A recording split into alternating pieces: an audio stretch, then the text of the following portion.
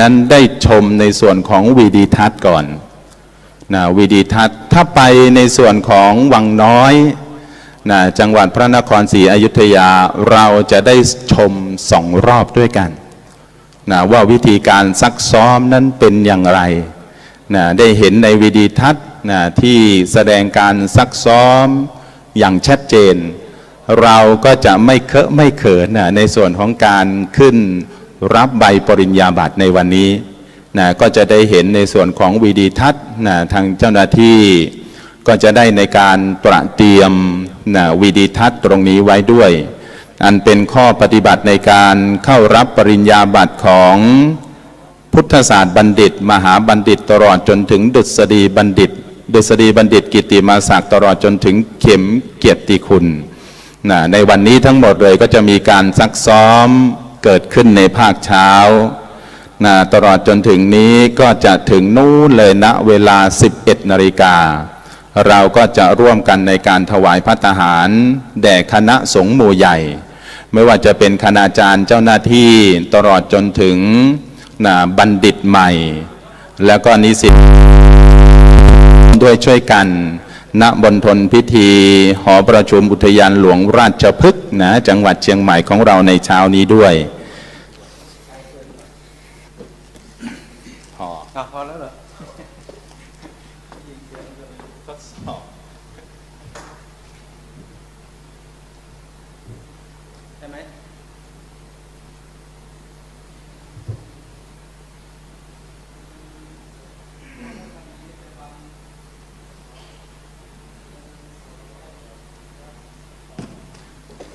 ขอเสียงเพลงเพราะ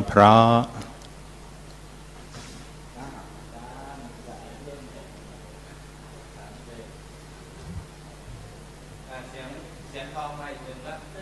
เมื่อกี้เสียงเงินเมื่อกี้เสียงเงินเดี๋ยวนี้เสียงทองละ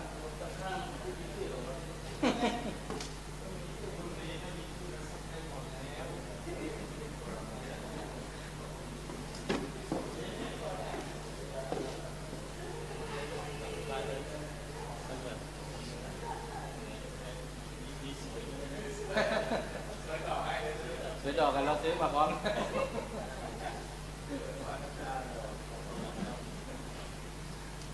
โอ้โหนะ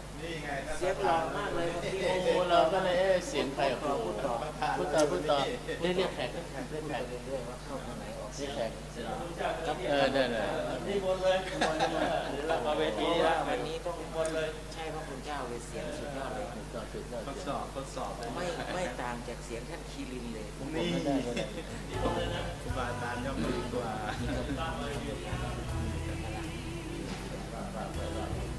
เดี๋ยวก็ทยอยมาแล้วนั่งตรงไหนก็ได้เป็นนั่งตรงนี้นะ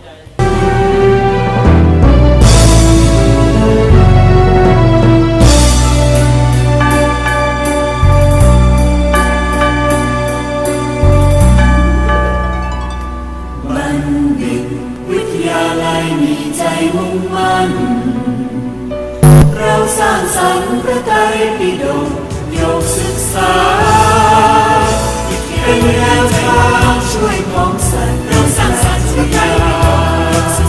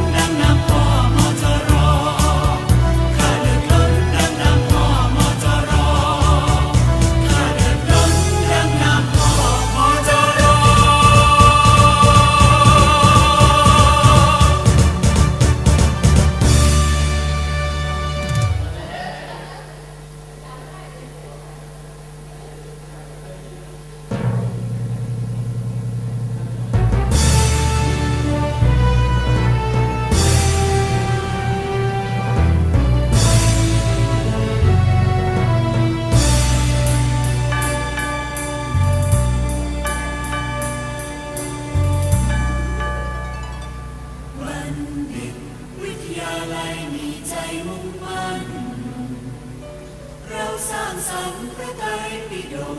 ยกศึกษาเป็นแนวทางช่วยของสัตว์ด้วยปรัชญาพัฒนาคุณธรรมนำชีวิตวิสัยทัศน์อุดมการณ์สืบสานต่อสร้างบัณฑิตมจร.ก่อศักดิ์ศรีพระปิยมหาราชาธิบดีทัศนีปรีชาชาญมองการไกลชมพูเด่นสกาวงามพระเพลิงแจ้งบัญเจิดพุทธธรรมนำสมัยปาณิธานบัณฑิตวิทยาลัยงานวิจัยก้าวหน้าวิทยานิพนธ์สถาบันมจร.นามพอดีดุษฎีมหาบัณฑิตผลิตผลอยู่แห่งไหนมหาจุฬางามนายนข้าเลิศล้นดังนามพอจร.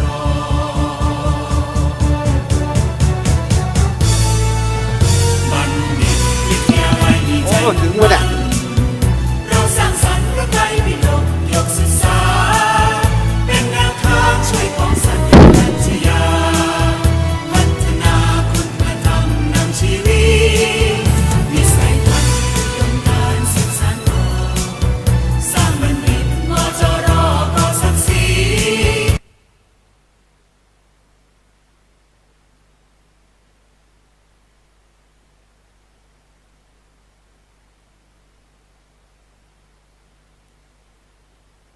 พระปิยมหาราชาธิบดีท่านทรงดีปรีชาชาญมองการไกลชมพูสกาวงามพระเพลิงแจ้งบัญเจิดพุทธธรรมนำสมัยปาณิธานบัณฑิตวิทยาลัยงานวิจัยก้าวหน้าวิทยานิพนธ์สถาบันมจร.นามพอดีดุษฎีมหาบัณฑิตผลิตผลอยู่แห่งไหนมหาจุฬางามนายนข้าเลิศล้นดังนามพ่อมจร.ชมพูเด่นสกาวงามพระเพลิงแจ้งบัญเจิดพุทธธรรมนำสมัยปาณิธานบัณฑิตวิทยาลัยงานวิจัยก้าวหน้าวิทยานิพนธ์สถาบันมจร.นามพอดีดุษฎีมหาบัณฑิตผลิตผลอยู่แห่งไหนมหาจุฬางามนายนข้าเลิศล้นดังนามพ่อมจร.ข้าเลิศล้นดังนามพ่อมจร.ข้าเลิศล้นดังนามพ่อมจร.ข้าเลิศล้นดังนามพ่อมจร.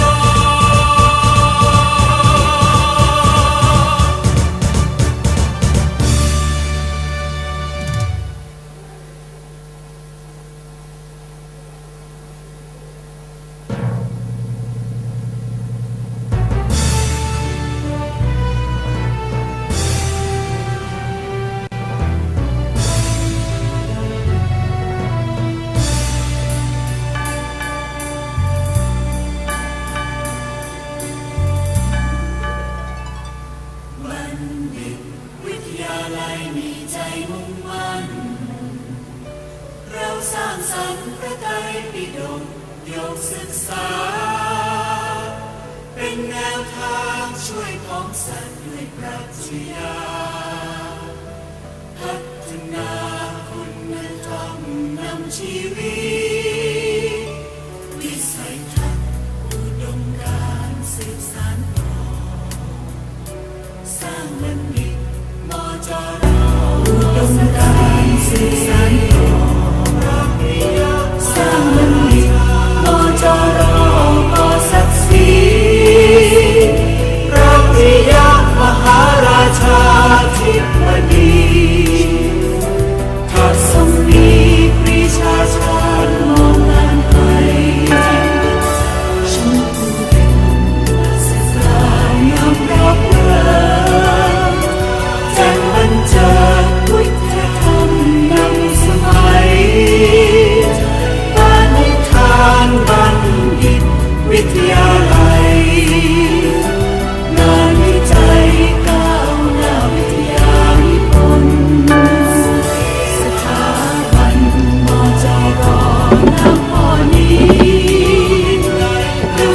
ธีมหาบัณฑิต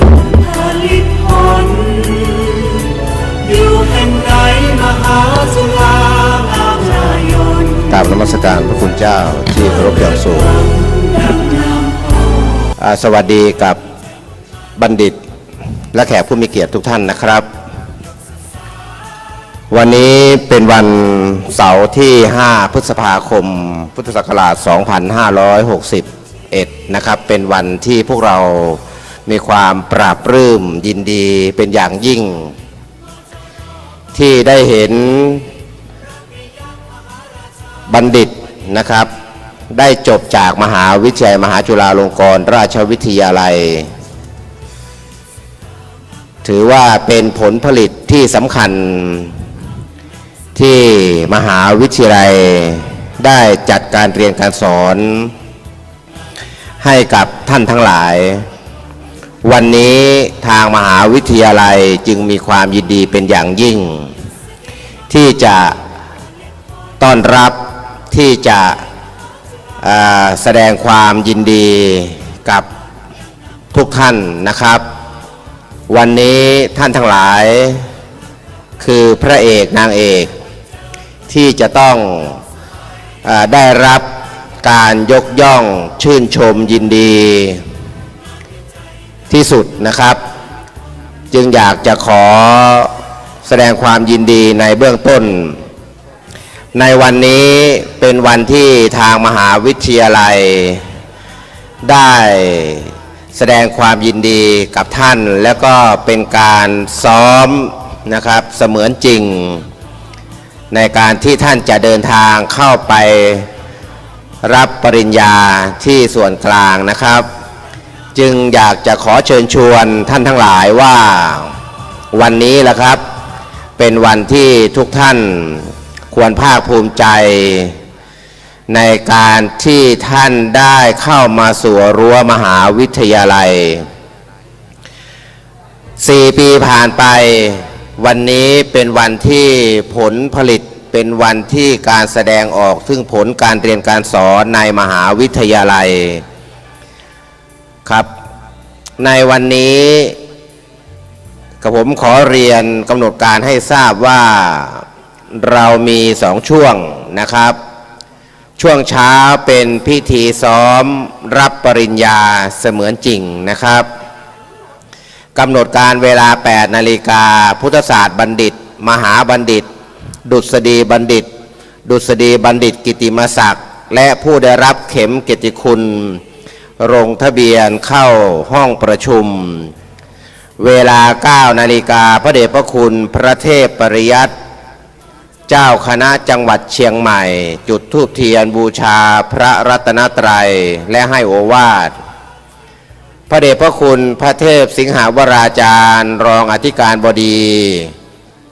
กล่าวมุทิตาจิตแสดงความยินดีแล้วเราก็จะได้ชมวีดิทัศน์ข้อปฏิบัติการเข้ารับปริญญาบัตรของพุทธศาสตร์บัณฑิตมหาบัณฑิตดุษฎีบัณฑิตหลังจากนั้นก็เป็นพิธีที่คณะกรรมการฝ่ายซ้อมรับปริญญาบัตรดำเนินการตามขั้นตอนการเข้ารับประสาทปริญญาบัตรจนกว่าจะชำนาญและก็คล่องแคล่วนะครับเราก็จะเสร็จเวลา 11 นาฬิกานี้เป็นกำหนดการช่วงเช้าที่ทางมหาวิทยาลัยได้กำหนดให้หลังจากนั้นหลังจากฉันภัตตาหารเพลเสร็จแล้วก็รับประทานอาหารเสร็จเป็นที่เรียบร้อยแล้วก็เป็นช่วงบ่ายถือว่าเป็นพิธีที่สำคัญหรืออาจกล่าวได้ว่าเป็นพิธีที่ศักดิ์สิทธิ์ของมหาวิทยาลัยนั่นก็คือมีแขกผู้มีเกียรติยิ่งไปกว่านั้นก็คือมีผู้ใหญ่มีพระมหาเถระเดินทางเข้ามาให้กำลังใจกับพวกเราด้วยนะครับขั้นตอนมีดังต่อไปนี้นะครับเวลา 12:30 นาทีพุทธศาสตร์บัณฑิตมหาบัณฑิตดุษฎีบัณฑิตดุษฎีบัณฑิตกิตติมศักดิ์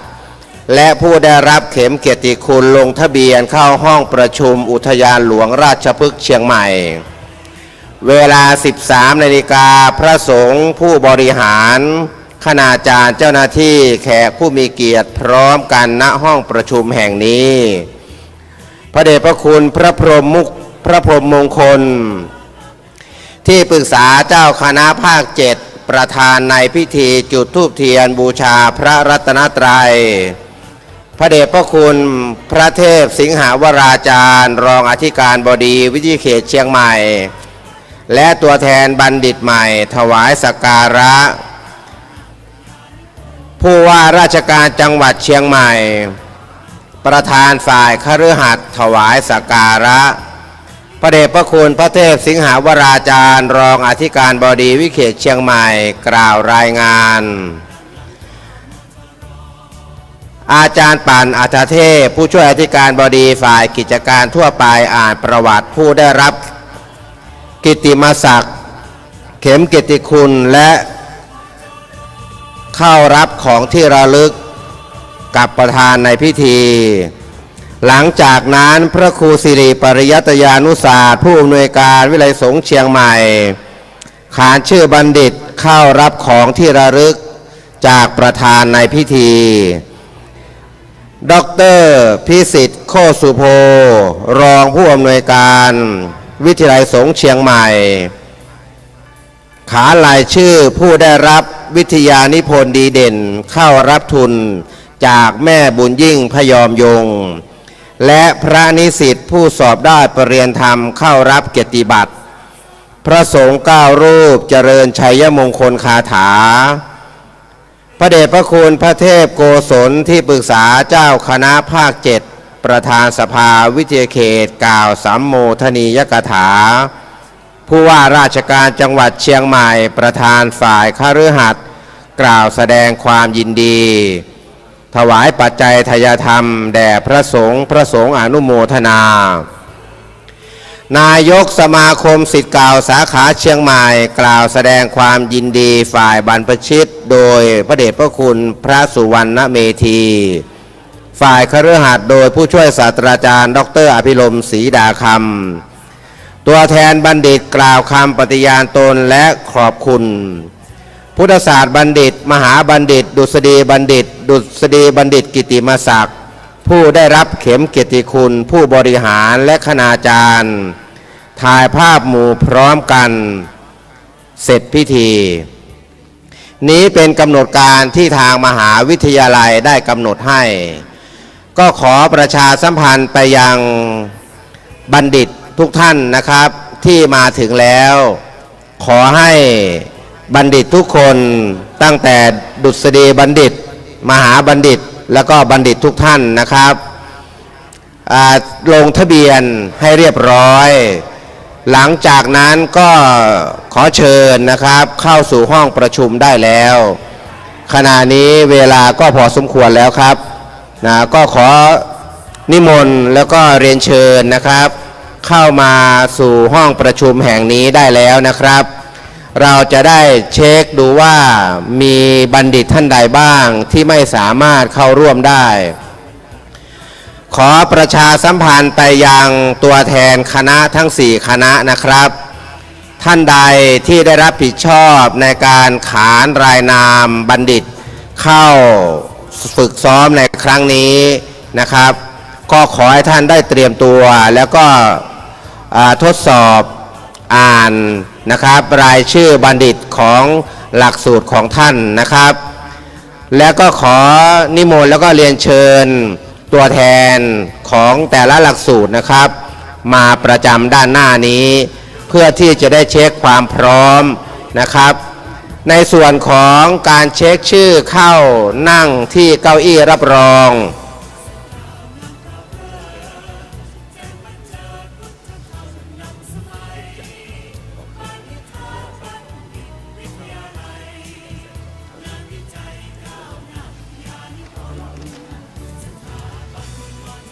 อาจจะมีบัณฑิตหลายท่านนะครับไม่สามารถเข้าร่วมได้เพราะเหตุสุดวิสัยก็ไม่ว่ากันนะครับแต่ประธานหลักสูตรก็ต้องเช็คว่า ท่านใดบ้างไม่สามารถจะมาร่วมได้จริงๆแล้วเจตนาของมหาวิทยาลัยต้องการที่จะให้บัณฑิตทุกท่านเข้าร่วมพิธีอันศักดิ์สิทธิ์แห่งนี้นะครับ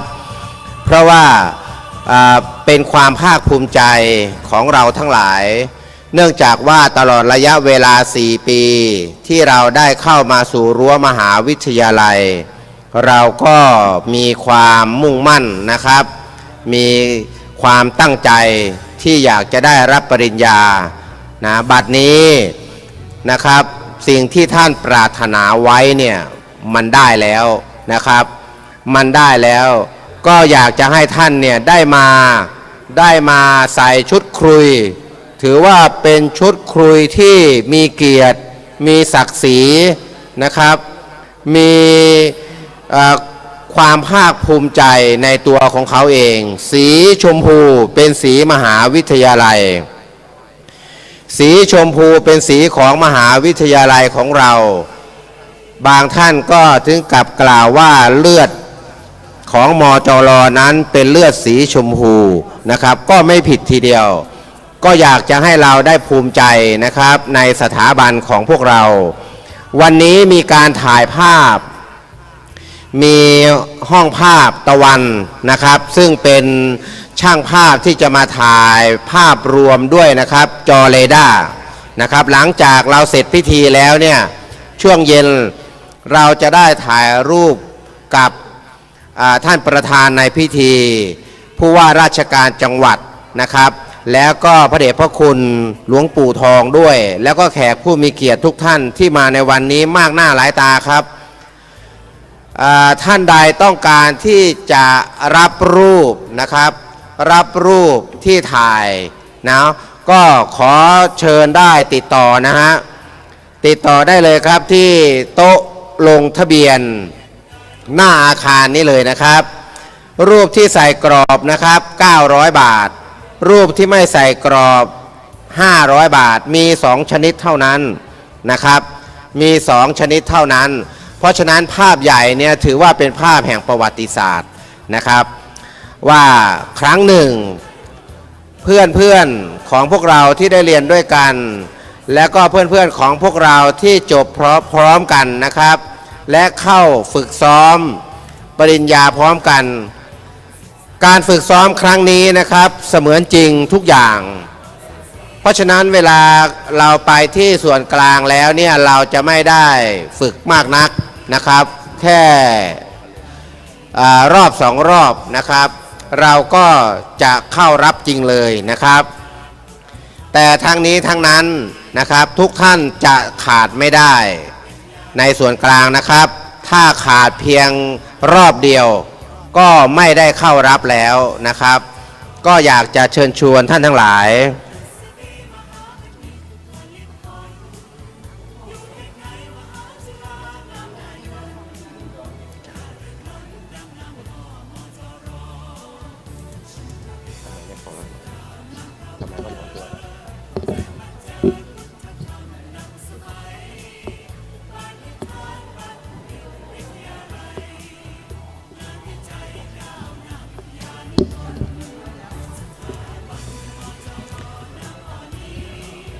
ครับขอเรียนเชิญครูบาอาจารย์ทุกท่านนะครับโดยเฉพาะประธานหลักสูตรหรือว่าตัวแทนของหลักสูตรนั้นๆนะครับที่จะขานรายนามบัณฑิตเข้าฝึกซ้อมเสมือนจริงในครั้งนี้นะครับได้มาดูรายชื่อของบัณฑิตนะในหลักสูตรของท่านนะครับหลักสูตรใดที่มี2 สาขาท่านก็ตกลงกันว่าท่านจะให้ประธานหลักสูตรใดนะครับเป็นคนอ่านเป็นคนขานรายนามก็ผมอยากจะพูดคุยนะครับเพราะว่าเนื่องจากว่าความเป็นระเบียบเรียบร้อยวันนี้เนี่ยเสมือนจริงนะครับเราอยากจะให้ภาพออกมาเนี่ยเป็นภาพที่สวยงามจะได้ไม่ขรุขระนะครับก็ขอนิมนต์นะครับขอนิมนต์พระคุณเจ้าแล้วก็ขอเรียนเชิญนิสิตบัณฑิตนะฮะบัณฑิตทุกท่านนะครับถ้าหากว่าลงทะเบียนแล้วก็ขอเชิญได้ที่ห้องประชุมแห่งนี้เลยนะครับเราจะได้เตรียมตัวต้อนรับ พระเดชพระคุณที่จะเดินทางมาให้กำลังใจกับพวกเราเป็นเบื้องต้นก่อนนะครับเป็นพิธีเราอาจจะเรียกว่าช่วงเช้านี้เป็นพิธีภายในเป็นพิธีภายในของมหาวิทยาลัยของพวกเราเราจะฝึกซ้อมให้เป็นระเบียบเรียบร้อยช่วงบ่ายนี้เราจะได้ต้อนรับผู้หลักผู้ใหญ่และผู้หลักผู้ใหญ่ก็จะได้เห็นเราว่าความพร้อมของเราเนี่ยมีมากครับนะ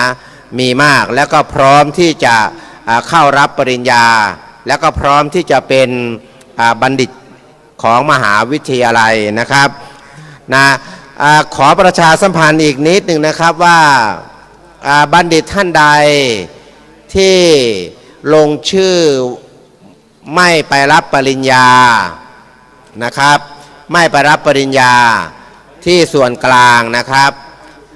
ทางการเงินแจ้งมาว่าให้ไปรับเงินคืน200 บาทเนื่องจากว่าทางการเงินเนี่ยจ่ายเงินรับเงินเกิน200 บาทนะครับแต่ท่านใดที่ไปรับปริญญาก็ตามนั้นนะครับสำหรับบัณฑิตที่ไปไม่ได้จริงๆในวันที่11 12 13เนี่ยครับแต่ลงทะเบียนจบแล้วนะครับเงินท่านจ่ายเกินไป200 บาทนะครับขอให้ท่านได้ไปรับนะครับไปรับเงินคืนได้ที่การเงินนะครับที่โต๊ะลงทะเบียนนะครับขอเรียนเชิญและก็นิมนต์บัณฑิตทุกท่านลงทะเบียนหลังจากเสร็จแล้วก็ขอเชิญด้านในนะครับวันนี้พืชสวนโลกหรือว่าอุทยานหลวงราชพฤกษ์สวยงามมากอากาศปลอดโปร่งแจ่มใสนะครับพร้อมที่จะให้เราถ่ายรูปนะเราสามารถถ่ายรูปได้ทุกที่นะครับไปถึงหอคำหลวงเลยครับหลังจากเสร็จก่อนนะครับค่อยไปถ่ายรูปถึงหอคำหลวงเลยจุดใดมุมไหนที่ท่านสนใจนะครับก็สามารถถ่ายได้เลยวันนี้ญาติพี่น้องเดินทางมาก็เสียเงินนะครับเสียเงินเข้าอุทยานหลวงราชพฤกษ์เนาะนะเป็นกฎระเบียบส่วนบัณฑิตทุกท่านก็ฟรีนะครับตอนนี้ท่านผู้นำลุงจวบนะครับเป็นหัวหน้านำมาแล้วนำทีม3 สิงห์เลือดเดือดนะรัฐศาสตร์ทุกสาขาวิชาวันนี้นะครับขอชื่นชมยินดีนะครับแต่งกายให้เรียบร้อยเครื่องประดับทั้งหลายพร้อมที่จะไปรับปริญญาจริงนะครับก็เท่าที่ทราบคุยกันในไลน์กลุ่มของบัณฑิตทั้งหลายก็จะเดินทางกันในวันที่9บางคณะก็ไปกลางวันบางคณะก็ไปตอนเย็นนะครับก็ไม่ว่ากันแต่ว่าเช้าวันที่7 โมงเช้าโดยประมาณบัณฑิตทุกท่านจะต้องพร้อมที่ห้องประชุมมวก.นะครับที่มจร.ส่วนกลางนะครับ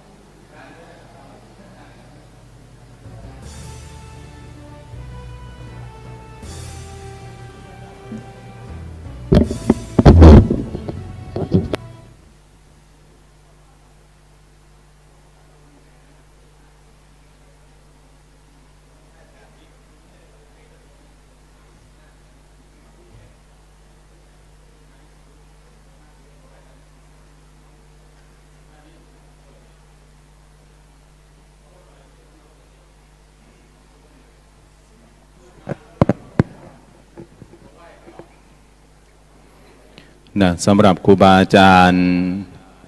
เจ้าหน้าที่นะบัณฑิตผู้จบการศึกษาที่ได้เดินทางมาถึงมณฑลพิธีเป็นที่เรียบร้อยนะในเบื้องต้นนะในส่วนของนะผู้สำเร็จการศึกษาทุกท่านเลยนะเราจะเห็นนะบริเวณนะสถานที่ลงทะเบียนก่อนนะในเบื้องต้นนี้เราจะลงทะเบียนก่อนที่จะเข้ามาสู่ห้องประชุมราชพฤกษ์นะในพิธีการแสดงมุทิตาจิต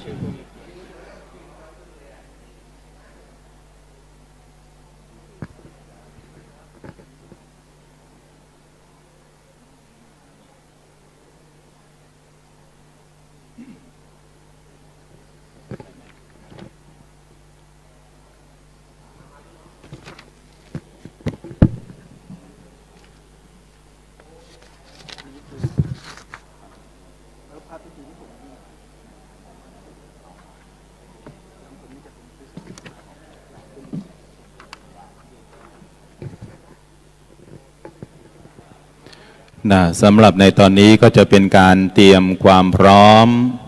นะซักซ้อมความเข้าใจในเบื้องต้น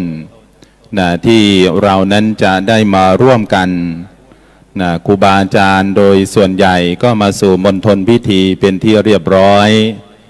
นะสำหรับบรรดาบัณฑิตใหม่นะที่จบนะในระดับบัณฑิตก็ดีมหาบัณฑิตตลอดจนถึงดุษฎีบัณฑิตทุกท่านเลยนะไม่ว่าจะเป็นทุกรูปทุกท่านที่ได้เดินทางมาถึงเราก็อย่าลืมในส่วนของการลงทะเบียนเพราะว่าการลงทะเบียนจะเป็นการแสดงสถานะของเราด้วยในการที่จะเข้านั่งประจำที่ณมณฑลพิธีในหอประชุมอุทยานราชพฤกษ์จังหวัดเชียงใหม่ของเราเมื่อเราเข้ามาแล้วคณะครูบาอาจารย์ก็จะตรวจสอบตรวจสอบรายชื่อของเรานั้นให้ตรงตามที่นั่งไม่ว่าจะเป็นในส่วนของดุษฎีบัณฑิตก็ดีมหาบัณฑิตตลอดจนถึงบัณฑิตผู้จบการศึกษาทุกท่านเลยแต่ถ้าหากว่าท่านใดที่ไม่ได้ลงทะเบียนก็จะมีการเช็คหรือว่าตัดรายชื่อออกเพราะว่าในการขานนามของผู้สำเร็จการศึกษาก็จะขานตามที่เรานั้นได้มาลงทะเบียนแต่ถ้าเรานั้นไม่ได้ลงทะเบียนอาจจะเสียสิทธิ์ก็บอกกับผู้ที่สำเร็จการศึกษาทุกท่านเลยที่จะมาเข้าร่วมพิธีแล้วก็ในพิธีการแสดงมุทิตาจิตแด่บัณฑิตผู้จบใหม่ตลอดจนถึงการซักซ้อมรับปริญญาในภาคเช้าก็ได้รับความเมตตายิ่งเลยไม่ว่าจะเป็นพระสงฆ์ทรงสมณศักดิ์ตลอดจนถึงพระเถรานุเถระที่ได้กราบอาราธนามาณมณฑลพิธีแห่งนี้สำหรับผู้ทรงคุณวุฒิก็ดีในส่วนของคณะครูบาอาจารย์นั้นประกอบไปด้วยพระเดชพระคุณหลวงพ่อพระเทพโกศลประธานสภาวิทยาเขตมจร.วิทยาเขตเชียงใหม่ของเราวันนี้ก็มาร่วมงานในการแสดงมุทิตาจิตแด่บัณฑิตใหม่ของเราด้วยตลอดจนถึงพระเดชพระคุณหลวงพ่อพระเทพปริยัติเจ้าคณะจังหวัดเชียงใหม่ซึ่งเป็นกรรมการสภาวิทยาเขตผู้ทรงคุณวุฒิก็มาร่วมงานและก็ณเบื้องนี้พระเดชพระคุณหลวงพ่อพระเทพสิงหาวราจารย์รองอธิการบดีวิทยาเขตเชียงใหม่ของเราท่านอาจารย์เจ้าคุณพระศรีศิลปาจารย์ในวันนี้ได้รับเลือกเป็นปริญญากิตติมศักดิ์เป็นดุษฎีบัณฑิตกิตติมศักดิ์ผู้ทำคุณประโยชน์แด่มหาวิทยาลัยมหาจุฬาลงกรณราชวิทยาลัยวิทยาเขตเชียงใหม่ของเราแห่งนี้ด้วยก็ถือว่าพระเดชพระคุณท่านอาจารย์เจ้าคุณพระศรีศิลปาจารย์นั้นมีคุณในการอุดหนุนค้ำชูในส่วนของมหาวิทยาลัยมหาจุฬาลงกรณราชวิทยาลัยวิทยาเขตเชียงใหม่ของเราด้วยดีตลอดมาจนถึงณโอกาสนี้ได้รับในส่วนของปริญญากิตติมศักดิ์ถือว่าสูงที่สุดแหละในส่วนของดุษฎีบัณฑิตกิตติมศักดิ์ ในวันนี้ด้วยตลอดกันนี้พระเดชพระคุณหลวงพ่อพระราชรัชมุนีอันเป็นกรรมการประจำวิทยาลัยสงฆ์วันนี้ก็จะมาเป็นพระพิธีด้วยพระครูศรีสิทธิพิมลท่านอาจารย์ด็อกเตอร์กรรมการประจำวิทยาลัยสงฆ์แล้วก็ในวันนี้นั้นได้รับความเมตตายิ่งเลยจาก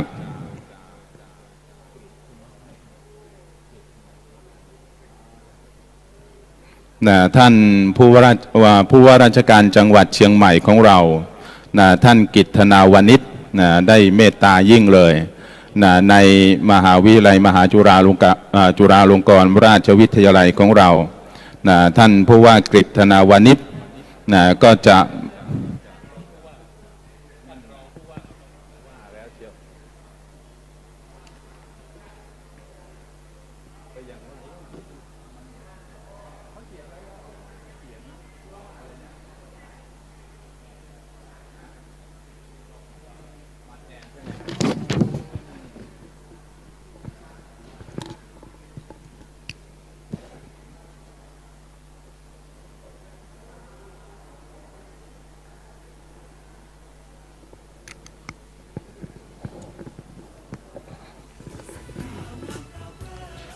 ท่านกฤษณาวนิชขอสุมาอภัยเมื่อสักครู่นี้บอกว่าเป็นผู้ว่าราชการจังหวัดเชียงใหม่ก็น่าจะเป็นในโอกาสเบื้องหน้า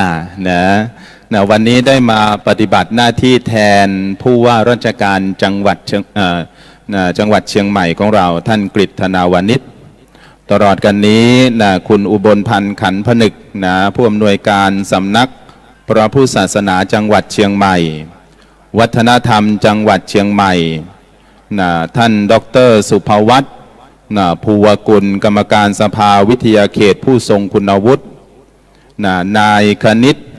ธนูธรรมเจริญกรรมการสภาวิทยาเขตผู้ทรงคุณวุฒิรองศาสตราจารย์ดร.วิโรจน์อินทนนท์กรรมการประจำวิทยาลัยสงฆ์รองศาสตราจารย์พิเศษถาวรเสาศรีจันทร์พ่อครูถาวรเสาศรีจันทร์กรรมการสภาวิทยาเขตผู้ทรงคุณวุฒิรองศาสตราจารย์นิโรบลนิ่มกิ่งรัตน์วันนี้ได้รับเกียรติยิ่งเลยทางมหาวิทยาลัยมหาจุฬาลงกรณราชวิทยาลัยวิทยาเขตเชียงใหม่ของเรานั้นได้มอบเข็มเกียรติคุณแล้วก็จะไปรับนู่นอีกทีที่วังน้อยตลอดกันนี้คุณธนพันธ์สิริโยธิพันธ์แล้วก็อีกท่านหนึ่งที่เป็นผู้รับเข็มเกียรติคุณตลอดจนถึงท่านอาจารย์สมจิตเสาศรีจันทร์หรือว่าแม่ครูสมจิตเสาศรีจันทร์เป็นคู่บุญคู่บารมีของพ่อครูถาวรเสาศรีจันทร์วันนี้ก็จะมาคู่กันแล้วก็ท่านดร.จันทรวดีวิทยานุกรผู้ที่มีคุณกับวิทยาเขตเชียงใหม่ของเราอย่างมากเลยวันนี้ก็มาร่วมในการแสดงมุทิตาจิตแด่บัณฑิตใหม่ณมณฑลพิธีแห่งนี้และก็มีผู้ติดตามตลอดจนถึงคุณบรรลบนามวงพรหมคุณภาคินัยณเชียงใหม่นี่ก็ถือว่าเป็นรายนามผู้ทรงคุณวุฒิที่จะมาร่วมงานณโอกาสเบื้องนี้ตลอดจนถึงคณะสงฆ์ทรงสมณศักดิ์ที่ได้กราบอาราธนามาณมณฑลแห่งนี้ก็มีอยู่หลายรูปท่านด้วยกันในพิธีการซักซ้อมในภาคเช้าตามที่ท่านอาจารย์ดร.อภิรมย์ศรีดาคำนั้นได้ประกาศประชาสัมพันธ์ไปในเบื้องต้นให้กับเราท่านทั้งหลายนั้นได้รับทราบกันว่าเราจะมีพิธีการซักซ้อมมีเกิดขึ้นกันในภาคเช้าและโอกาสนี้ที่เราท่านทั้งหลายนั้นได้ลงทะเบียนเป็นที่เรียบร้อยท่านอาจารย์พระครูกิตติภัทรานุยุตก็กำลังจัดไม่ว่าจะเป็นคณาจารย์ก็ดีที่มีชุดครุยชุดครุยที่ได้ตระเตรียมสวมชุดครุยอย่างสวยสดงดงามณโอกาสเบื้องนี้ก็จะนั่งตามสถานที่ที่ครูบาอาจารย์นั้นได้จัดเตรียมไว้ให้ทั้งหมดเลย แถวหน้าจะเป็นผู้บริหารก็ดีคณาจารย์ที่มีชุดขลุยทั้งหมดเพราะว่าชุดขลุยนั้นแสดงสถานะที่สำหรับครูบาอาจารย์ทุกท่านเลยที่ได้ใส่มาร่วมแสดงมุทิตาจิตแด่บัณฑิตใหม่ณโอกาสเบื้องนี้ด้วยโดยส่วนใหญ่ครูบาอาจารย์ของเรานั้นก็แต่งชุดขลุยมาทุกท่านเลยดังนั้นในแถวที่หนึ่งนี้เป็นคณาจารย์เจ้าหน้าที่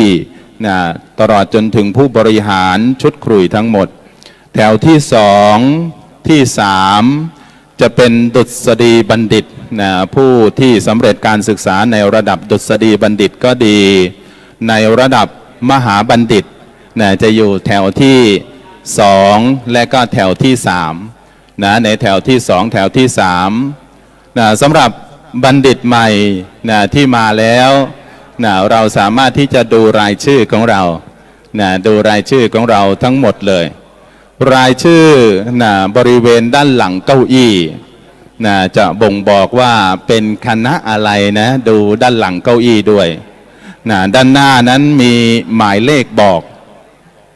หมายเลขบอกสถานะที่นั่งของเราไม่ว่าจะเป็นดุษฎีบัณฑิตมหาบัณฑิตตลอดจนถึงบัณฑิตทุกท่านเลยแต่ด้านหลังเก้าอี้นั้นจะเป็นการบ่งบอกสถานะ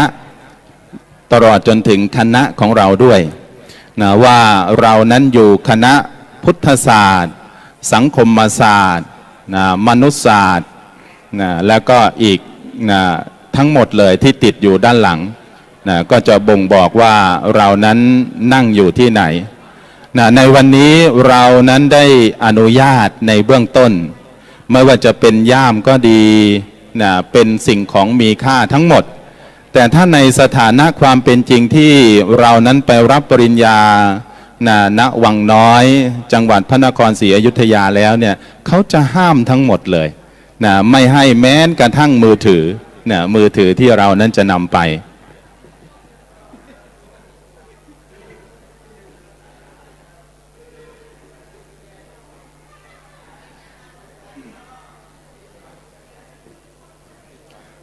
คณาจารย์เจ้าหน้าที่มีอาหารอยู่ทางปีกขวาได้รับความเมตตาจากท่านครูบาอาจารย์ได้แจ้งจากท่านผู้ช่วยศาสตราจารย์วรวิทย์นิเทศศิลป์ท่านอาจารย์ด็อกเตอร์นั้นได้แจ้งว่าในส่วนของอาหารของคณาจารย์เจ้าหน้าที่จะอยู่ด้านนี้เลยปีกขวาสามารถที่จะรับประทานได้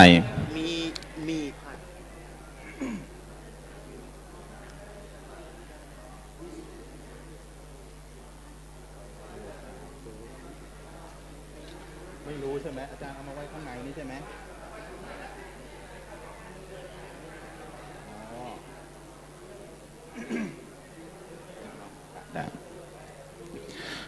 ในตอนนี้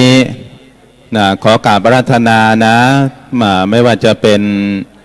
คณาจารย์เจ้าหน้าที่ตลอดจนถึงนิสิตพระนิสิตขอกราบอาราธนาเข้าสู่มณฑลพิธีตลอดจนถึงคฤหัสถ์ทุกท่านที่ลงทะเบียนเสร็จเป็นที่เรียบร้อยเพราะว่าในโอกาสเบื้องนี้8:40 นาทีโดยประมาณเราก็จะเริ่มในพิธีการซักซ้อมเสมือนจริงเพื่อทำอย่างไรเมื่อเข้าสู่พิธีการจริงนั้นเราจะไม่เคอะไม่เขิน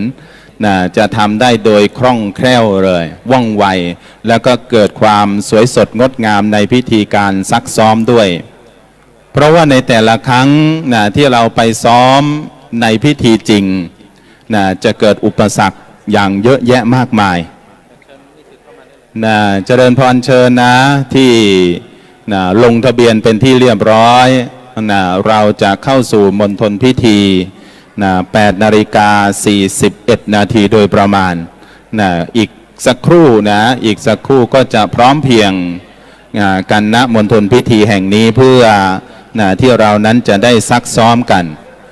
ซักซ้อมเพื่อให้เกิดความเข้าใจก็ดีเพื่อให้เกิดความพร้อมเพรียงเกิดขึ้นในหมู่ใหญ่ของเรา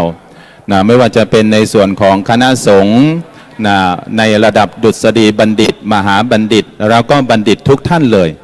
นะเพราะว่าของเรานั้นมากันอย่างเยอะแยะมากมายนะไม่ว่าจะเป็นในทุกๆวิทยาเขตต่างๆก็จะมีการซักซ้อมให้เกิดความสวยสดงดงามแล้วก็เมื่อไปในสถานที่จริงนั้นเราจะไม่เคอะไม่เขินแล้วนะสามารถที่จะรับปริญญาได้โดยถูกต้องถูกจังหวะทั้งหมดเลย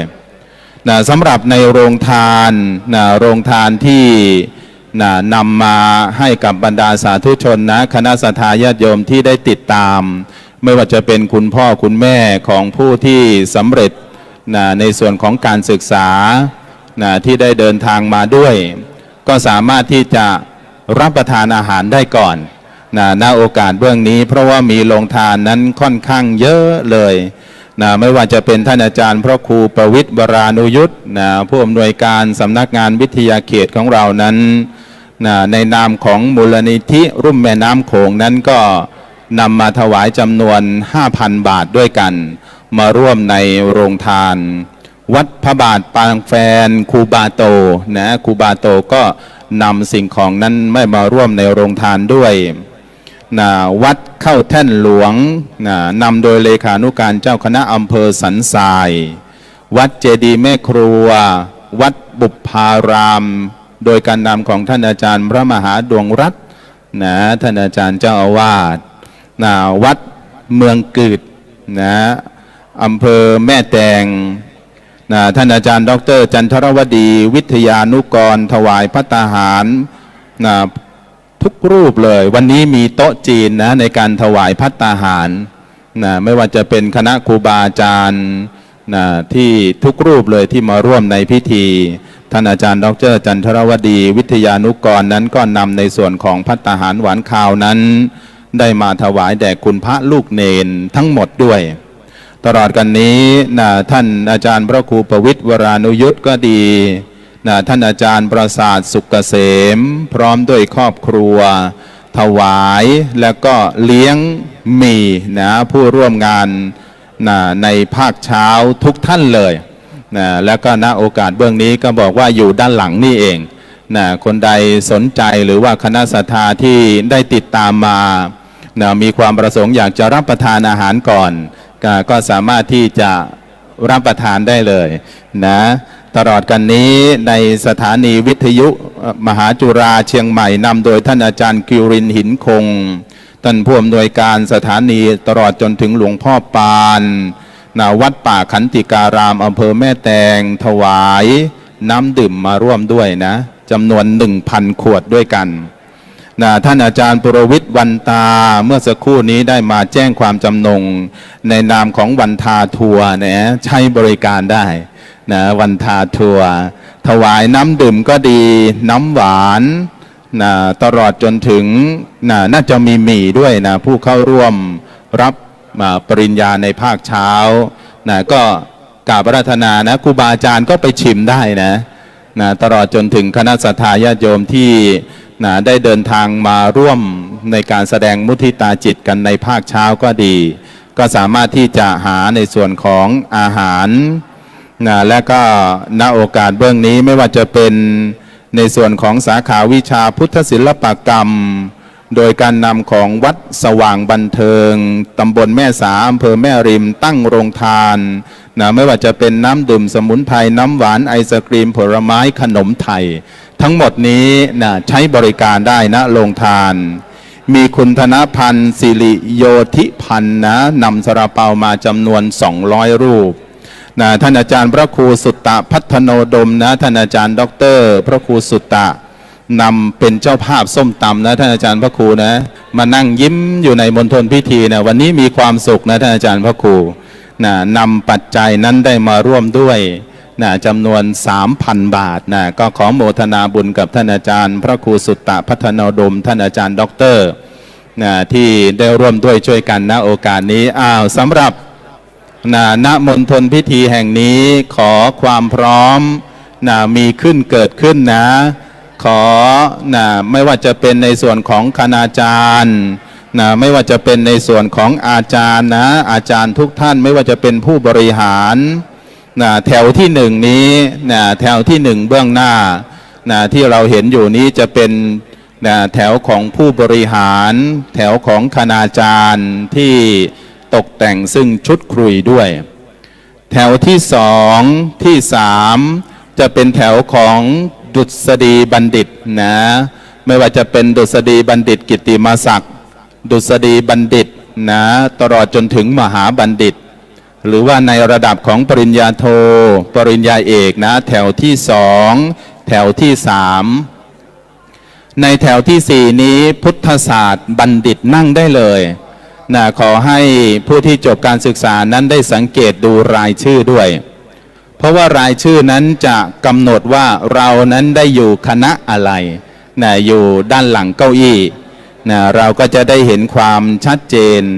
และจะได้เกิดความเรียบร้อยในพิธีการซักซ้อมที่จะมีขึ้นในภาคเช้าโดยเร็วพลันด้วยขอนั่งตามที่ได้เลยที่มีชุดคุยชุดด้านหลังเก้าอี้ด้านหลังนั้นจะเป็นของผู้ติดตามไม่ว่าจะเป็นคุณพ่อคุณแม่หรือที่มาแสดงมุทิตาจิตแด่บัณฑิตผู้จบใหม่ชุดที่ด้านหลังที่เป็นเก้าอี้สีดำทั้งหมดนั้น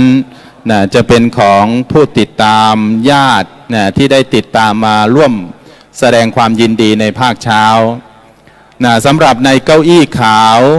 บัณฑิตที่ใส่ชุดคุยมานั่งได้เลยท่านกำนันท่านกำนันแล้วก็นิสิตอีกหลายๆท่านด้วยกันวันนี้ ครูบาอาจารย์ท่านอาจารย์ดร.ส่งเสริมท่านอาจารย์ดร.อภิรมย์ศรีดาคำณโอกาสเบื้องนี้ก็จะมาร่วมด้วยช่วยกันในภาคเช้าให้เกิดความเรียบร้อยในพิธีการซักซ้อมให้มีขึ้นเกิดขึ้นแด่เราท่านทั้งหลาย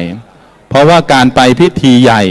จะไม่เหมือนกับที่เรานั้นจะอยู่ในพิธีย่อยๆในวิทยาเขตเชียงใหม่ของเราในพิธีใหญ่นั้นจะมีทั้งหมดอยู่ 4,000 กว่ารูปคนในพิธีใหญ่ใน 4,000 กว่ารูปคนนี้แสดงความเพียบพร้อมให้มีขึ้นเกิดขึ้นเลย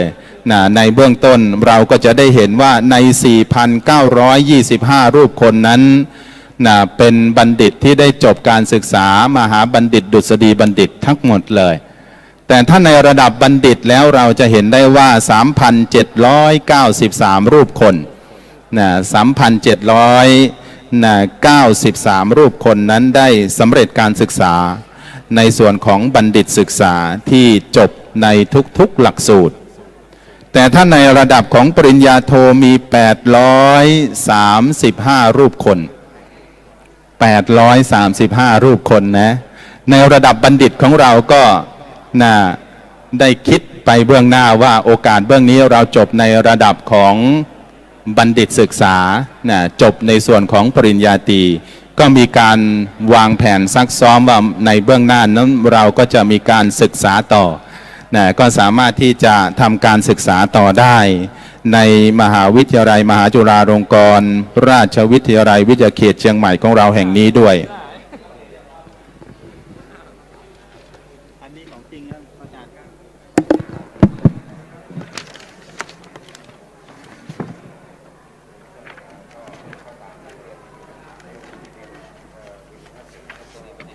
นี่ของจริงอันนี้ที่ขึ้นมาเปลี่ยน100%ครับ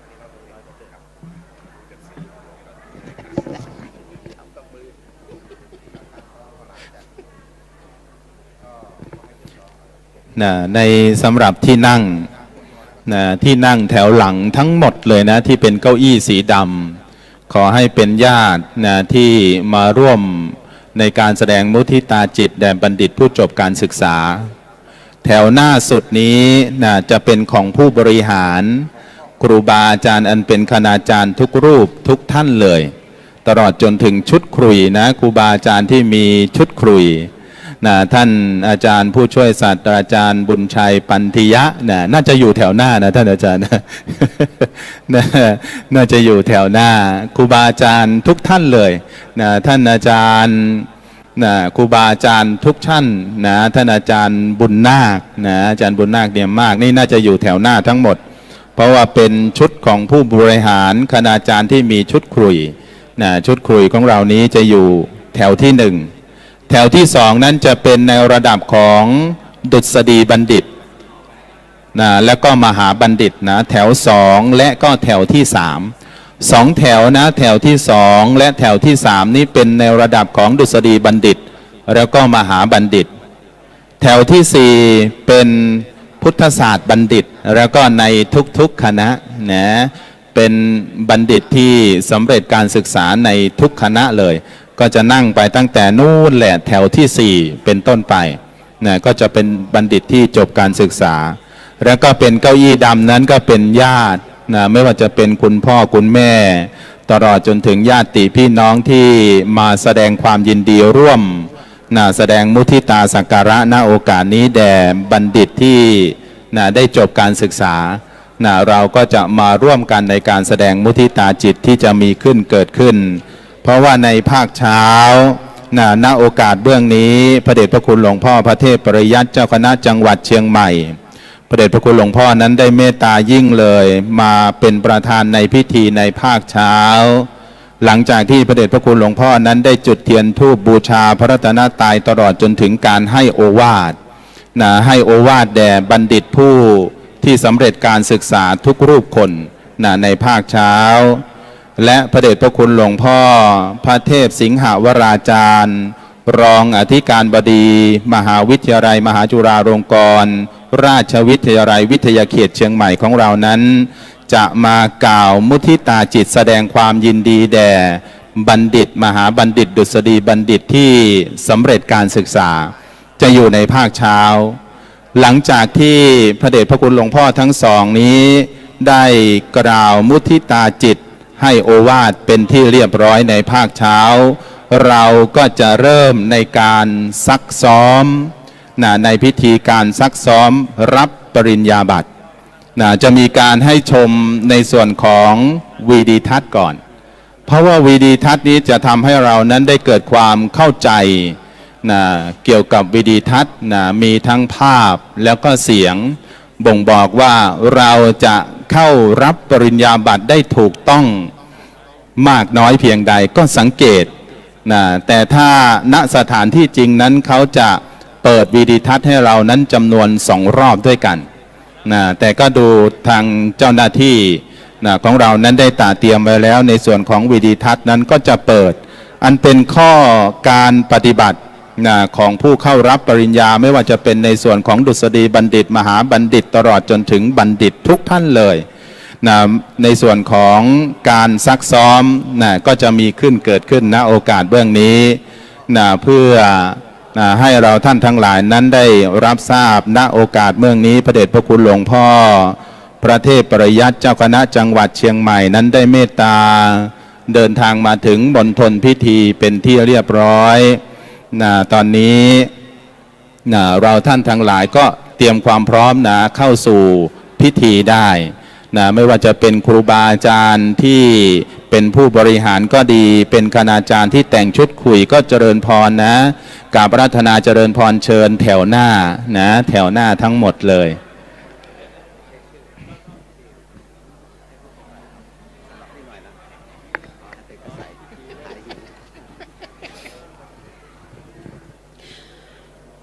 ครับกราบนมัสการพระมหาเถรานุเถระนะครับ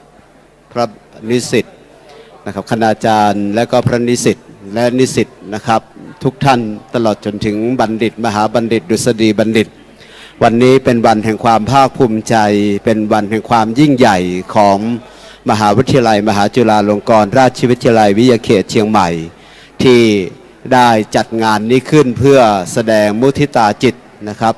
ชื่นชมยินดีในความสำเร็จอันยิ่งใหญ่ของเรานะครับดุษฎีบัณฑิตมหาบัณฑิตและบัณฑิตทุกท่านในทุกสาขาวิชาที่พัฒนาองค์ความรู้ในการเรียนการสอนในหลักสูตรของมหาวิทยาลัยมหาจุฬาลงกรณราชวิทยาลัยวิทยาเขตเชียงใหม่ได้ดำเนินการจัดการซ้อมนะครับพิธีการแสดงมุทิตาจิตแต่ผู้สำเร็จการศึกษาและการซ้อมรับนะครับปริญญาบัตรของมหาวิทยาลัยมหาจุฬาลงกรณราชวิทยาลัยซึ่งในวันนี้เต็มไปด้วยความมหาปิติปราบปลื้มยินดีแก่คณะ คู่บริหารคณาจารย์ และก็บัณฑิตนิสิตนะครับทุกท่านทุกชั้นปีต่างก็มาร่วมแสดงมุทิตาสการะในบุญบารมีความสำเร็จอันยิ่งใหญ่ของท่านดุษฎีบัณฑิต มหาบัณฑิตและบัณฑิตทุกรูปทุกท่านที่ต่างได้มุ่งมั่นในการมาเรียนในมหาวิทยาลัยมหาจุฬาลงกรณราชวิทยาลัยทั้งในสาขาวิชาพระพุทธศาสนาปรัชญาและสาขาคณะครุศาสตร์สังคมศาสตร์มนุษยศาสตร์และคณะพุทธศาสตร์ในทุกสาขาวิชาต่างก็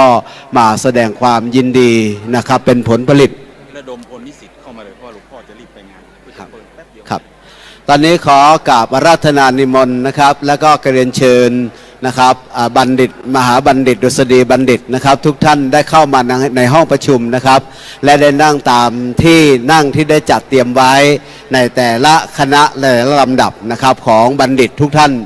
ขอกราบนิมนต์และก็เรียนเชิญนะครับดุษฎีบัณฑิตมหาบัณฑิตและก็บัณฑิตทุกรูปทุกท่านได้เข้าห้องประชุมนะครับเป็นการด่วนเพราะในเช้าวันนี้พระเดชพระคุณหลวงพ่อพระเทพปริยัติองค์ประธานในพิธีมีศาสนกิจนะครับที่จะต้องบำเพ็ญนะครับนอกจากมาเป็นเกียรติอย่างสูงได้เมตตาในพระเดชพระคุณหลวงพ่อพระเทพปริยัติเจ้าคณะจังหวัดเชียงใหม่นะครับได้เมตตามาเป็นองค์ประธานในการประกอบพิธีนะครับแสดงมุทิตาจิตแด่ผู้สำเร็จการศึกษาเพราะฉะนั้นในช่วงนี้ขอกราบนิมนต์นะครับเมื่อมาถึงแล้วขอกราบนิมนต์เรียนเชิญทุกท่านนะครับทุกรูปทุกท่านได้ลงทะเบียนได้ถ่ายรูปลงทะเบียนและขอกราบนิมนต์เข้าห้องประชุมนะครับแล้วก็มานั่งในสถานที่ที่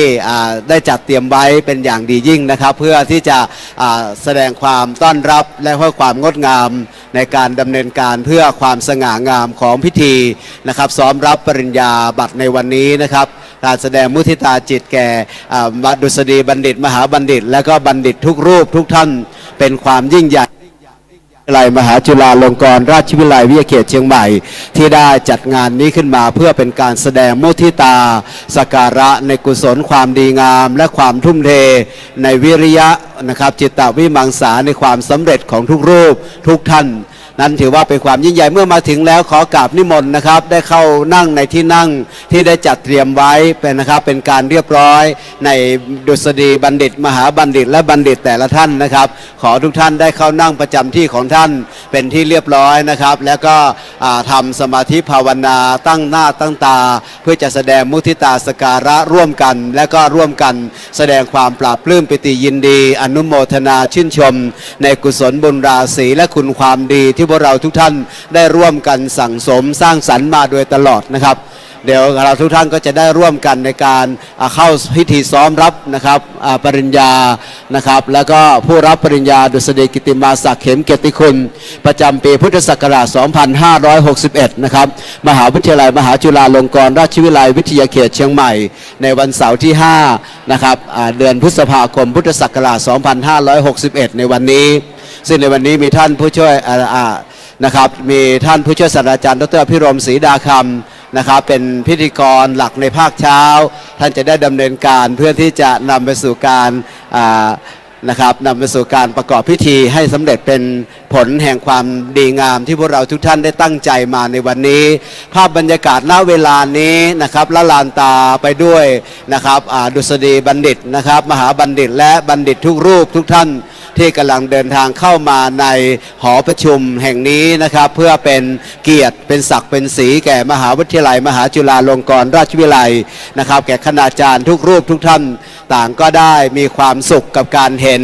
นะครับลูกศิษย์ได้ประสบความสำเร็จในฐานะที่เป็นบุคลากรผู้มีความสำคัญของประเทศชาติในฐานะเป็นบุคลากรที่จะนำไปสู่การพัฒนานะครับงานพระพุทธศาสนา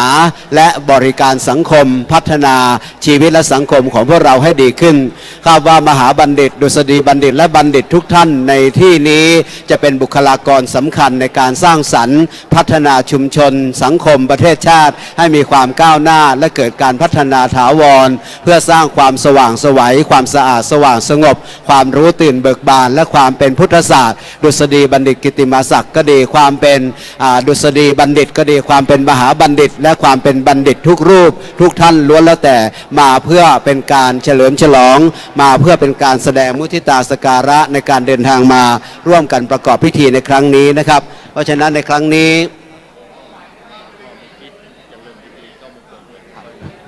ในตอนเช้านี่จะเริ่มพิธีนะครับ9:30 นาทีนะครับเนื่องจากพระเดชพระคุณหลวงพ่อพระเทพปริยัติประธานในพิธีเจ้าคณะจังหวัดเชียงใหม่มีกิจนิมนต์ที่จะต้องปฏิบัติศาสนกิจต่อไปด้วยนะครับเพราะฉะนั้นตอนนี้ขอกราบนิมนต์นะครับและเรียนเชิญนะครับดุษฎีบัณฑิตนะครับมหาบัณฑิตและบัณฑิตรวมทั้งแขกผู้มีเกียรตินะครับและญาติของบัณฑิตทุกท่านนะครับที่มาร่วมแสดงความยินดีขอเรียนเชิญทุกท่านเข้าสู่ห้องประชุมนะครับเป็นการด่วนนะครับเพื่อเป็นการเตรียมการให้เป็นที่เรียบร้อยก่อนที่พิธีการจะเริ่มขึ้นในเวลา 9:30 นาทีนะครับบัดนี้ขอกราบนิมนต์นะครับแล้วก็เรียนเชิญทุกรูปทุกท่านได้เข้าสู่ห้องประชุมอันสง่างามแห่งนี้นะครับเพื่อให้เราทุกท่านจะได้ร่วมใจกันในการประกอบพิธีในการปฏิบัตินะครับศาสนกิจที่สำคัญของพวกเราในเช้าวันนี้คือการแสดงมุทิตาสการะแด่ผู้สำเร็จการศึกษานะครับแล้วก็รับปริญญาดุษฎีบัณฑิตกิตติมศักดิ์และเข็มเกียรติคุณรวมทั้งจะถ่ายรูปให้หน่อยครับด้วยความเป็นบุญกุศลอย่างยิ่งที่พวกเราทั้งหลายได้ร่วมใจกันนะครับในการประกอบพิธีของพวกเราในวันนี้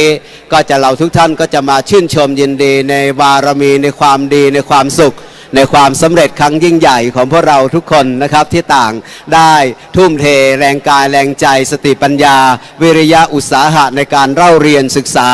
ในหลักสูตรของมหาวิทยาลัยมหาจุฬาลงกรณราชวิทยาลัยวิทยาเขตเชียงใหม่นะครับเราทุกท่านได้มาร่วมใจกันในการน้อมมุทิตาสการะครับครับขออนุญาตคณะผู้บริหารครูบาอาจารย์บรรพชิตนะครับสำหรับบัณฑิตที่เข้ามาถึงแล้วตอนนี้ที่เป็นบรรพชิตนิมนต์นั่งด้านหน้าเลยนะครับตามที่จัดไว้ให้ยังไม่ต้องเรียงตามลำดับตามบัญชีรายชื่อนะครับเดี๋ยวเราจะเป็นการพิธีซ้อมในภาคเช้าซึ่งพระเดชพระคุณหลวงพ่อจะได้เปิดในภาคเช้าก่อนนะครับยังไม่ต้องเรียงรายชื่อนะครับเข้ามาถึงแล้วนั่งเลยนะครับโซนของนิสิตบรรพชิตด้านหน้านะครับแล้วก็คฤหัสถ์ด้านหลังนะครับนั่งไปก่อนเลยนะครับ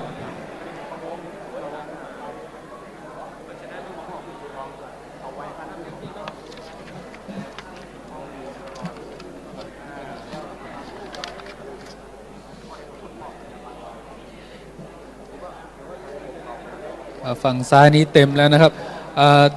แถวนี้ทั้งแถวเลยอย่าเพิ่งถ่ายรูปขยับมานั่งแถวหน้านี้เร็วเชิญมาขยับมาด้านหน้าลุกเลยแถวนี้ลุกมานั่งข้างหน้านั่งก่อนมานั่งไม่ต้องถ่ายไปนั่งงั้นก็ขยับมาเร็วข้างหลังขยับขึ้นหน้าหน่อยเนาะคุณโยมลุกเลยฮะขยับมาแถวหน้าขยับข้างหน้าให้เต็มก่อนหมดเลยเข้าไปเลยฮะเข้าไปโยมขยับมาข้างหน้าให้เต็มทำไมไม่เข้าไปข้างในเข้าไปข้างในโยมเข้าไปข้างในเลยเดินไปจนสุดเลยเชิญข้างหน้าขยับมาข้างหน้าให้เต็มขยับนั่งข้างหน้าให้เต็มเราขยับข้างหน้ามานั่งให้เต็มเลย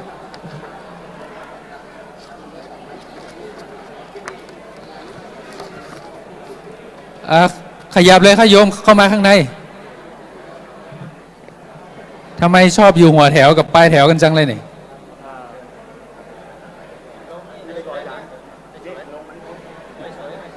อาจารย์ชุดคุยอาจารย์เชิญด้านหน้าอาจารย์ชุดคุยแถวหน้าสุดเลยอาจารย์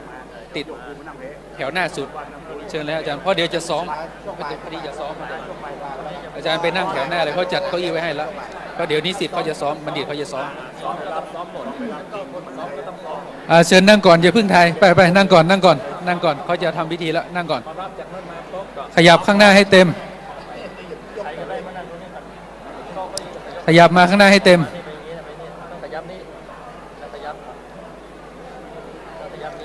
ตอนนี้ยังอย่าเพิ่งถ่ายรูปเนาะมีเวลาอีกเยอะนะตอนนี้ขอจัดระเบียบตนเองก่อนที่ยืนนี้ทำไมยังไม่ใส่ชุดคุยเนี่ยจะซ้อมไหมซ้อมใส่ชุดคุยแล้วนั่งเลย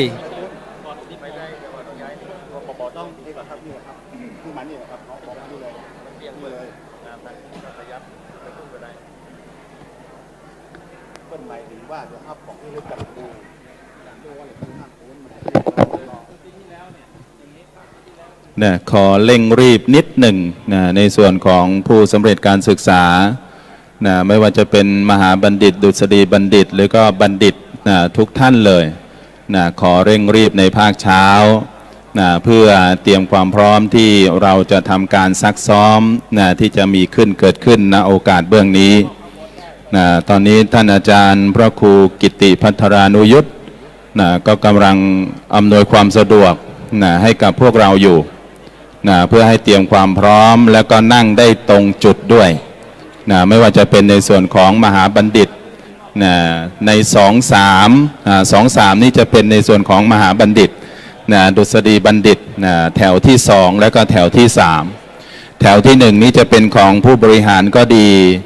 คณาจารย์นะที่มีชุดครุยนะชุดครุยทั้งหมดนั้นจะนั่งอยู่แถวหน้านะครูบาอาจารย์อันเป็นคณาจารย์ผู้บริหารของมหาวิทยาลัยมหาจุฬาลงกรณราชวิทยาลัยวิทยาเขตเชียงใหม่ของเราทุกท่านเลยนะจะนั่งอยู่แถวหน้าแต่แถวที่2แถวที่3เป็นแนวระดับของดุษฎีบัณฑิตมหาบัณฑิตนะที่สำเร็จการศึกษาตั้งแต่แถวที่4เป็นต้นไปของพุทธศาสตร์บัณฑิตนะในทุกๆนั่นเลยนะจะได้นั่งนะตามที่นั่งนั้นทั้งหมดเลยนะเพื่อที่เราจะได้ร่วมกันแต่ถ้าแถวเบื้องหลังนู้นเลยญาตินะไม่ว่าจะเป็นคุณพ่อคุณแม่ที่ติดตามมาร่วมในการแสดงมุทิตาจิตแด่บัณฑิตที่ได้จบการศึกษานะวันนี้เราก็จะมานั่งชมนั่งชมห้องประชุมราชพฤกษ์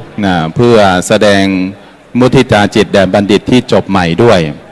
ตอนนี้ไม่ว่าจะเป็นในส่วนของคณะครูบาอาจารย์ก็ดีในส่วนของผู้บริหารก็มีความพร้อม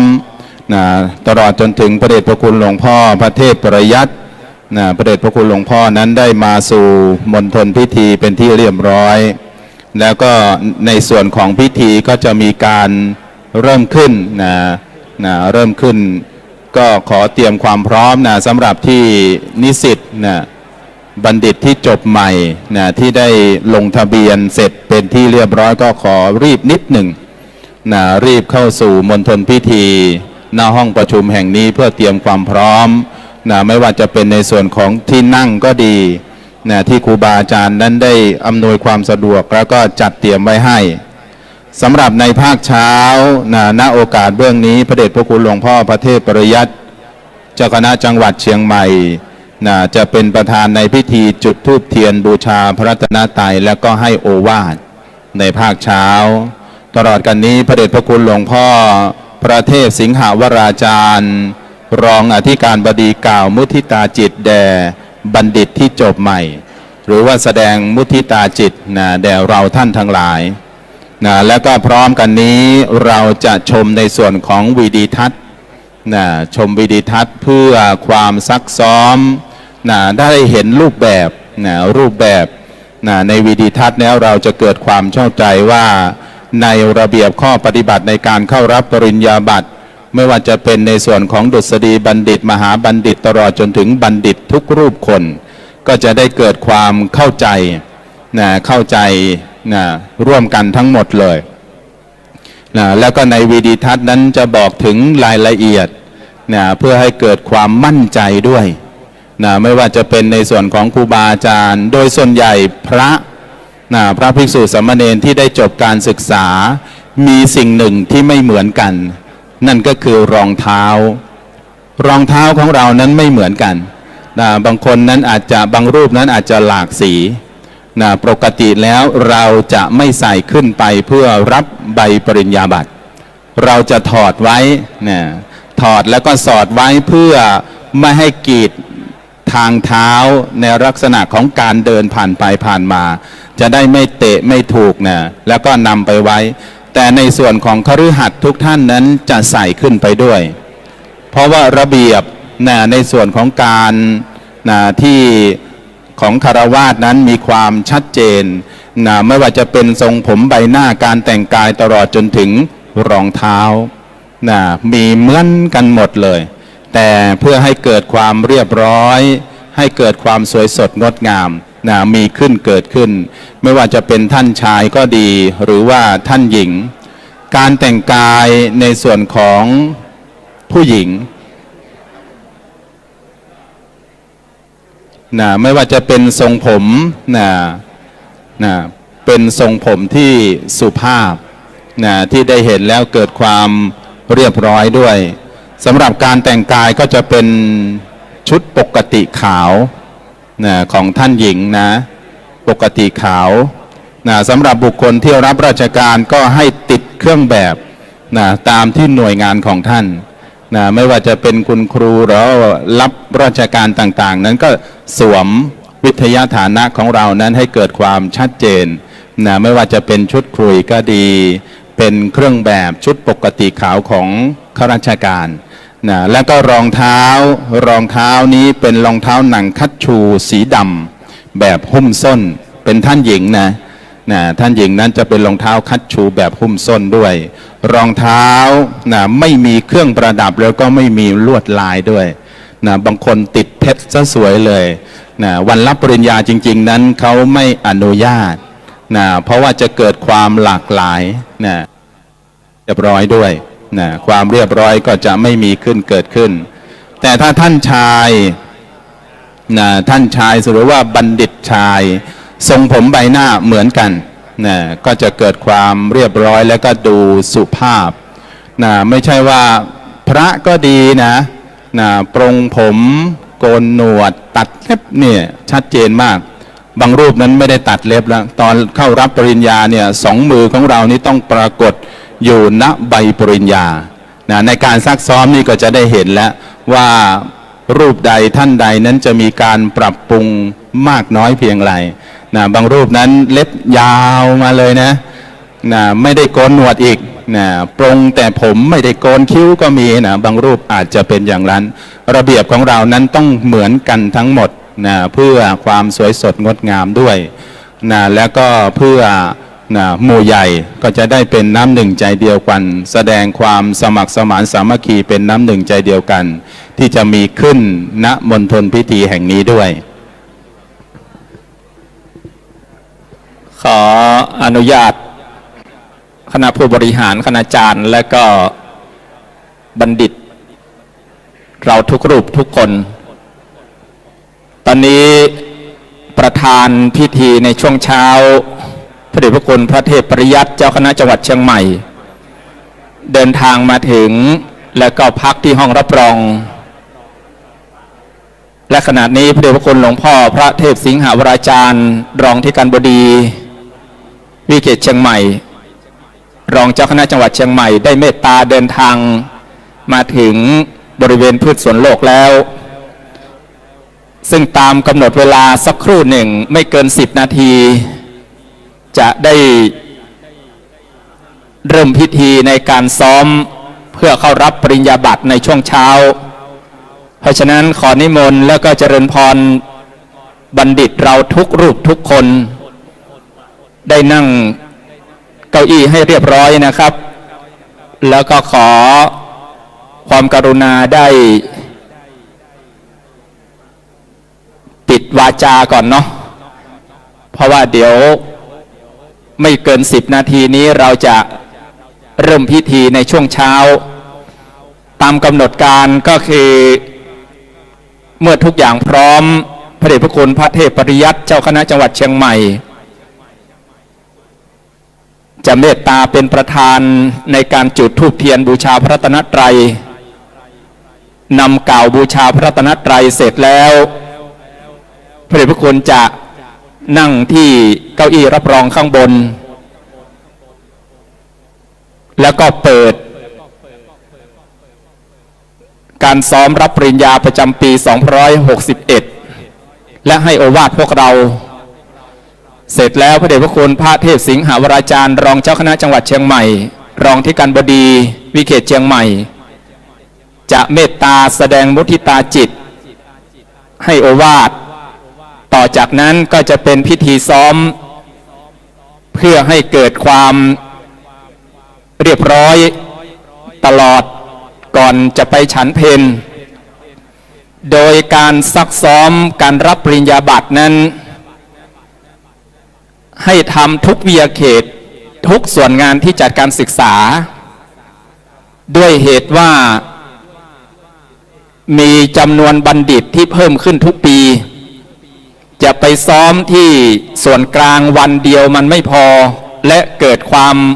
ไม่เรียบร้อยจึงมีนโยบายให้หน่วยที่จัดการศึกษาทุกส่วนงานทั้งวิทยาเขตวิไลสงฆ์ห้องเรียนหน่วยวิทยาบริการทั่วประเทศซึ่งมีทั้งหมด22ส่วนงานจัดการศึกษาจัดซ้อมรับปริญญาบัตรเสมือนจริงบางแห่งก็มีการแสดงมุทิตาจิตเหมือนอย่างที่วิเขตเชียงใหม่ของเราดำเนินการมาทุกปีตอนเช้าเรามีพิธีซ้อมรับปริญญาบัตรและตอนบ่ายจะมีการแสดงมุทิตาจิตแล้วก็มีผู้หลักผู้ใหญ่มาให้กำลังใจซึ่งปีนี้วิเขตเชียงใหม่ของเราได้มีดุษฎีบัณฑิตกิตติมศักดิ์1 รูปคือพระศรีศิลปาจารย์เท่าที่เห็นเอกสารได้รับปริญญาบัตรดุษฎีบัณฑิตกิตติมศักดิ์สาขาวิชาวิปัสสนาซึ่งน่าจะเป็นรูปแรกของจังหวัดเชียงใหม่รูปที่2เนาะพระเดชพระคุณหลวงปู่พระพรหมมงคลซึ่งนับว่าวันนี้เป็นมงคลอย่างยิ่งนะครับในช่วงเช้าพระเดชพระคุณพระเทพปริยัติเจ้าคณะจังหวัดเชียงใหม่มาเป็นประธานพระเดชพระคุณพระเทพสิงหาวราจารย์รองที่การบดีจะแสดงมุทิตาจิตเป็นครอบครัวที่อบอุ่นในช่วงเช้าเสียก่อนแต่ในช่วงบ่ายนั้นจะเป็นภาคพิธีการจะมีพระเดชพระคุณหลวงปู่พระพรหมมงคลมาเป็นประธานฝ่ายสงฆ์มีพระเดชพระคุณพระเทพโกศลประธานสภาวิทยาเขตจะเป็นประธานในการมอบหรือว่าพิธีแสดงมุทิตาจิตด้วยการเสมือนซ้อมประสาทปริญญาบัตรเสมือนจริงแล้วก็มีรองผู้ว่าราชการจังหวัดเชียงใหม่ปฏิบัติราชการแทนผู้ว่าราชการจังหวัดเชียงใหม่มาเป็นประธานฝ่ายคฤหัสถ์ล้วนแต่เป็นผู้หลักผู้ใหญ่ทั้งนั้นเพราะฉะนั้นเรื่องเวลาเป็นเรื่องสำคัญนะครับในช่วงบ่ายครับในช่วงบ่ายเราจะเข้าห้องประชุมก็ขอให้ตรงเวลาครับบัดนี้ฝ่ายพิธีการขอนิมนต์ครับที่จะเป็นพิธีกรในช่วงเช้าขอนิมนต์เริ่มพิธีการเพราะบัดนี้พระเดชพระคุณพระเทพปริยัติเจ้าคณะจังหวัดเชียงใหม่พระเดชพระคุณพระเทพสิงหาวราจารย์รองที่การบดีรองเจ้าคณะจังหวัดเชียงใหม่ได้เมตตาเดินทางมาถึงแล้วครับ